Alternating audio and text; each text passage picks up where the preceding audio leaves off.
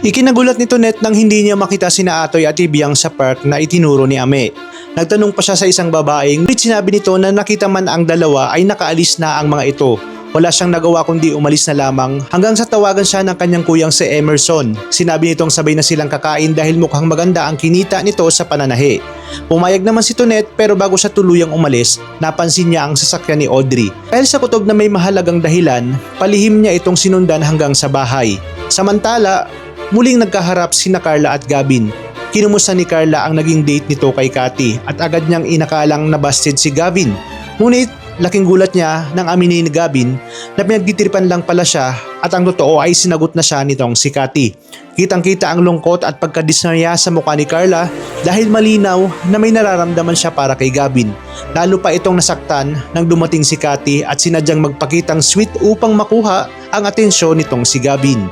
Sa kabilang banda, dumating naman ang manliligaw ni Tonet sa patahian ni Emerson upang yayain siyang makipag-date. Ngunit agad itong tinanggihan ni Emerson dahil may nauna na silang usapan ni Tonet. Dahil wala nang nagawa ay umalis na lamang ang binata.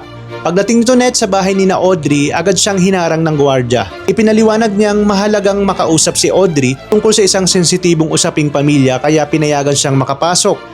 Ngunit sa halip na si Audrey ang humarap sa kanya, si Martina ang sumalubong at paulit-ulit nitong tinatanong kung ano ang pakay ni Tonet. Una ay nag-aalinlangan pa siyang magsalita, ngunit kalaunan ay nabanggit niya ang tungkol sa DNA test at ang plano niyang ipaulit ito upang makumpirma kung talagang anak ba talaga ni Audrey at Atoy itong si Janine. Biglang nag-iba ang kilos ni Martina. Agad niyang pinaalis si Tonet at pilit na pinipigilan itong makausap si Audrey. Lalong naghinala si Tonet at naisip niyang baka may itinatago si Martina. Halata namang kinabahan ito at agad niyang tinawag si Red. Ilang sandali lang ay dumating si Red at inilabas pa ang kanyang baril dahilan upang mapaatras itong si Tonet. Habang nangyayari iyon, nasa itaas ng bahay si Audrey at saka lamang nalaman mula sa kanilang katulong na may bisita pala siya at ito ay si Tonet. Nang bumaba siya, wala na ito. Taka siya kung bakit bigla na lang umalis si Tonet. Samantalang si Martina ay nagkunwaring walang nangyari.